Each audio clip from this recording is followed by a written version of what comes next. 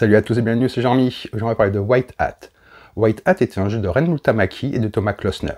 Le jeu est édité par Dragon Production et il commencera en financement participatif aujourd'hui le 22 janvier 2022 sur GameFound. C'est un jeu pour 1 à 6 joueurs, des durées de partie de 30 à 45 minutes à partir de 9 ans. C'est un jeu de pli avec du bluff, un petit côté puzzle et de l'anticipation. Dans le jeu, les joueurs vont incarner des White Hat, ce sont des hackers avec une éthique. Allez, on va voir comment ça se passe. Et on se retrouve avec le matériel.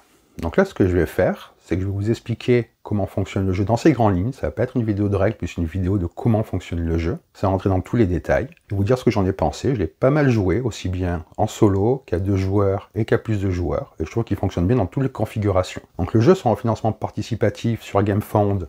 Je mettrai le lien dans la description, que vous alliez voir par vous-même. Moi, c'est un éditeur que j'aime beaucoup, Dragon Production, parce que déjà, je vais vous expliquer pourquoi. Je trouve que ces jeux ont un thème qui sert la mécanique. À chaque fois, la mécanique est au service du thème et vice-versa. C'est pas des thèmes plaqués, on sent vraiment une ambiance particulière et unique dans chacun des jeux. Il va y avoir des petits i qui s'affichent en haut de l'écran. Je vais vous mettre d'autres vidéos des jeux de cet éditeur, que vous ayez une idée de à quoi ils ressemblent. Donc là, dans le jeu, on va jouer donc des Black Hat, qui sont des hackers qui ont une éthique, qui veulent donner de l'information aux gens le plus possible. Et on a vraiment ce sentiment de se déplacer à travers un système informatique que l'on pirate. Comme je disais, c'est un jeu de pli, donc il y a des cartes, on va un peu regarder les cartes. Donc là, le plateau est comme ça, il y a une autre phase qui est plus compliquée une fois que vous avez l'habitude de jouer, ou même là, vous pouvez jouer avec des plus jeunes, et derrière pour des joueurs plus aguerris. Je vous montrerai ça en fin de vidéo. Vous voyez, on a ce gros paquet de cartes. Donc à chaque fois, une carte, ici, il y a sa valeur. Une illustration, bien entendu, les points et des petits textes d'ambiance, ce genre de choses qui sont vraiment très sympas. Donc ça, c'est des cartes Joker. Les cartes, elles vont de 1 à 13.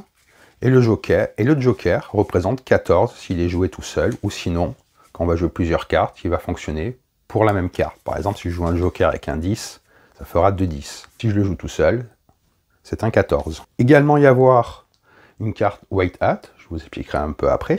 Ici, c'est une aide de jeu qui explique la variante de joueurs et comment fonctionne une carte, donc ça c'est très sympa.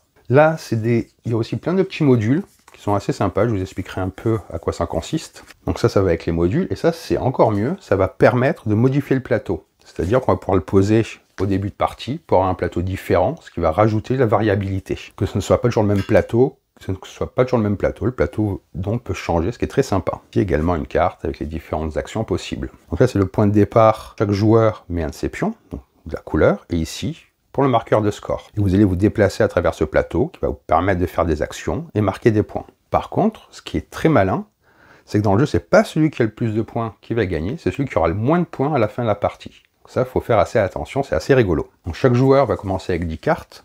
On va distribuer la carte White Hat d'une certaine manière. On va piocher une carte, on va compter autour de la table. On va donner à un joueur la carte White Hat, qui a des particularités. Je vous expliquerai un petit peu, elle ne fonctionne pas comme les autres cartes. Donc vous allez commencer, vous allez avoir vos 10 cartes.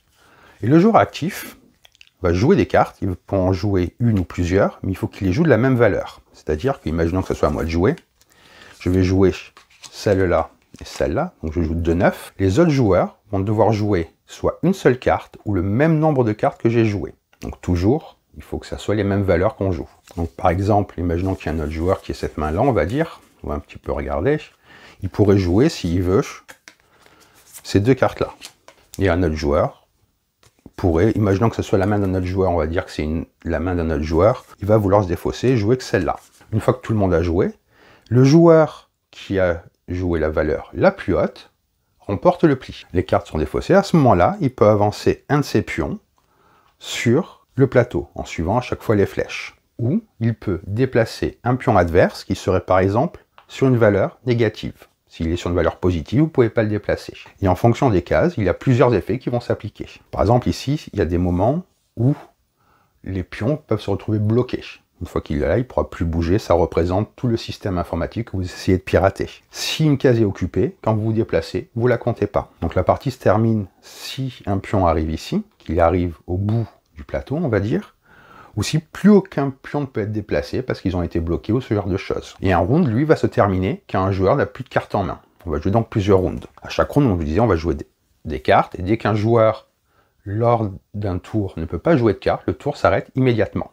Et à ce moment-là, on va marquer des points. Vous allez marquer des points, des valeurs, des cartes que vous avez encore en main, et vous l'indiquez ici.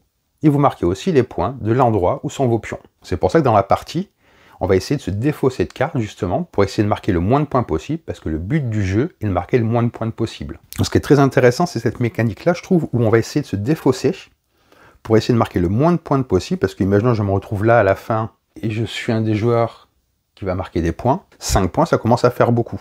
Donc on va essayer de gérer tout au long de la partie quand jouer les cartes, quand jouer les bonnes suites, et ce genre de choses. Des fois, ça va être intéressant de ne pas gagner le pli, justement, pour pouvoir se défausser des cartes. Quand je parle de défausser ces cartes, c'est parce que quand cette carte-là est jouée, il va se passer plein de petites mécaniques assez sympas. C'est celui qui jouera la carte la plus faible qui remportera le tour. C'est assez rigolo. Donc là, par exemple, ça aurait été lui, s'il y avait un white hat, hein, c'est pas les règles exactes, c'est pour donner une idée, ça serait le 9 qui gagnerait par rapport au 12. Et quand le white hat est joué, en général, celui qui le joue va récupérer des cartes dans sa main. Donc aussi, on va faire attention à quand jouer cette carte-là. Et elle fonctionne comme un joker. Si elle est jouée toute seule, sa valeur est de 14. Mais comme c'est la carte la plus faible qui gagne sur un tour de white hat, c'est bien que ça soit un 14. Il ne faut pas la garder en main à la fin du round, parce que voilà, sinon vous marquez 5 points, ce qui est beaucoup. Je vais un peu plus vous parler des différentes actions qu'on va retrouver sur le plateau. Vous avez une petite idée, pas encore en détail. Ici, comme je vous disais, ça met fin à la partie. Ici, ce symbole-là, le honeypot, si un pion rentre, il ne pourra plus bouger. Les autres pions vont juste sauter par-dessus sans compter sa case. Ici, l'exploit, c'est assez rigolo, c'est que vous allez pouvoir modifier la valeur d'une des cases, avec ces jetons-là de plus 1 ou de moins 1, pour embêter justement vos adversaires ou pour vous marquer moins de points. Daniel Service, c'est assez marrant, c'est que vous allez pouvoir renvoyer un pion dans les zones de départ.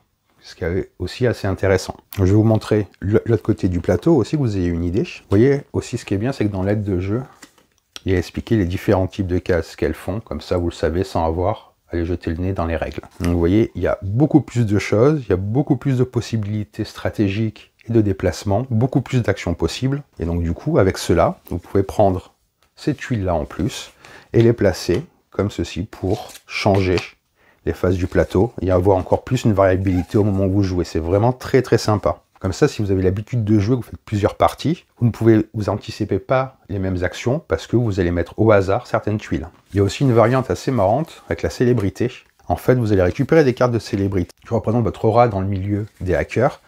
Et à la fin de la partie, vous allez devoir vous approcher le plus possible du score que vous avez sur cette carte. C'est assez rigolo, ça change encore la manière de jouer. Il y a aussi une variante solo qui est très bien faite, où vraiment on a l'impression d'être contre d'autres joueurs, et là dans le solo on va devoir marquer le plus de points possible. Vous voyez, il y a plein de petites idées qui font que le jeu se renouvelle assez régulièrement. Je vais vous remontrer un petit peu les cartes, parce qu'elles sont vraiment très belles. Encore une fois, je le redis, mais je trouve que cet éditeur a vraiment à chaque fois une patte graphique et des jeux qui lui sont propres. On reconnaît son univers dans les jeux qu'il fait. Et vraiment, le thème est vraiment très présent, que ça soit aussi bien au niveau des illustrations que la mécanique. Comme je vous disais, on sent vraiment qu'on pirate un réseau informatique au fur et à mesure. C'est assez sympa. Je vais vous redire vite fait comment se passe un tour de jeu. Donc les joueurs vont avoir 10 cartes en main. Ils vont jouer des cartes. Il faut qu'on joue des cartes de la même valeur. On en joue le nombre qu'on veut. Et les autres joueurs vont devoir jouer soit une carte ou le même nombre de cartes que ce que vous avez joué. Et toujours des cartes de la même valeur. Donc c'est vraiment un jeu qui demande aussi bien de l'anticipation. Il y a un petit côté puzzle game, j'ai envie de dire, avec les différentes actions qu'il va y avoir, anticiper ce que vont faire nos adversaires, parce qu'il y a quand même de l'interaction. Hein. On peut ramener des pions au départ, on peut baisser la valeur de certaines zones, on peut déplacer les pions adverses. Donc on peut par exemple, quelqu'un qui est sur le 1-1, on peut déplacer que s'ils sont une valeur négative, on peut l'amener vers un 1, donc il peut toujours y avoir des rebondissements et des retournements de situation assez sympathiques. Le jeu se joue vraiment en 30-45 minutes, c'est assez fluide, et ce qui est bien dans ce genre de jeu, moi je trouve, c'est qu'on a de suite envie de refaire une autre partie, d'essayer peut-être une autre phase du plateau, d'essayer de le moduler, de mettre un petit module, et vraiment ça se joue à 6 très bien. C'est assez sympa, un jeu qui se joue à beaucoup de joueurs dans une durée qui est quand même assez correcte, parce que 30-45 minutes, c'est vraiment parfait pour jouer à 6, au moins il n'y a pas de downtime en fait. Il y a vraiment également une courbe d'apprentissage qui est assez élevée dans le sens où vous allez comprendre de mieux en mieux quels sont les enjeux de se déplacer sur le plateau, de garder certaines cartes, d'en défausser d'autres à un moment de la partie. Est-ce que vous allez vouloir avoir le white hat? Est-ce que c'est toujours un avantage? Donc c'est vraiment assez stratégique, avec des règles assez simples à comprendre et à assimiler. Je pense que sur la phase du plateau comme ceci, qui est plus simple, parce qu'il y a moins d'action, il y a moins de petits coups, on va dire, on peut jouer avec des enfants à partir de 9-10 ans sans aucun problème, et s'ils ont l'habitude de jouer et qui captent bien le jeu, on peut sans problème jouer avec cette phase-là, qui rajoute encore une couche supplémentaire au jeu. Il y a vraiment cette adaptabilité qui est vraiment la bienvenue. Et comme je disais, avec les tuiles, vous allez pouvoir renouveler l'expérience de manière assez significative. J'aime bien aussi les petits chapeaux, hein, ils sont vraiment très sympas. C'est un petit détail, mais c'est toujours agréable. Et vraiment, les cartes, j'y reviens, je vais encore vous en montrer, parce que je les trouve vraiment très belles.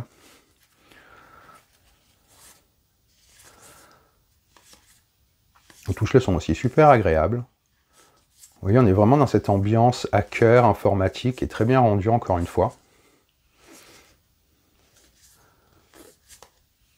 Il y a vraiment beaucoup de choses.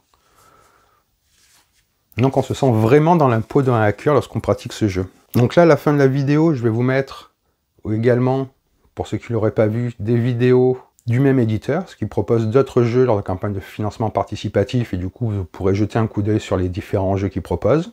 Moi, je vous engage vraiment à aller faire un tour, d'aller regarder si ce jeu vous convient. Vous pouvez vraiment passer des moments vraiment sympas. On se dit au début qu'on va faire qu'une partie, qu'on va passer un jeu peut-être plus long dans la soirée, mais finalement on va rester sur celui-là parce qu'il a vraiment un goût de reviens-y qui est très sympathique. Donc j'espère que cette vidéo de présentation de Tour d'Horizon de White Hat vous a plu. Si ça vous a plu, n'hésitez pas à laisser un commentaire et à vous abonner à la chaîne, on peut discuter du jeu avec grand plaisir. Sur ce, je vous souhaite bonne partie et bon jeu!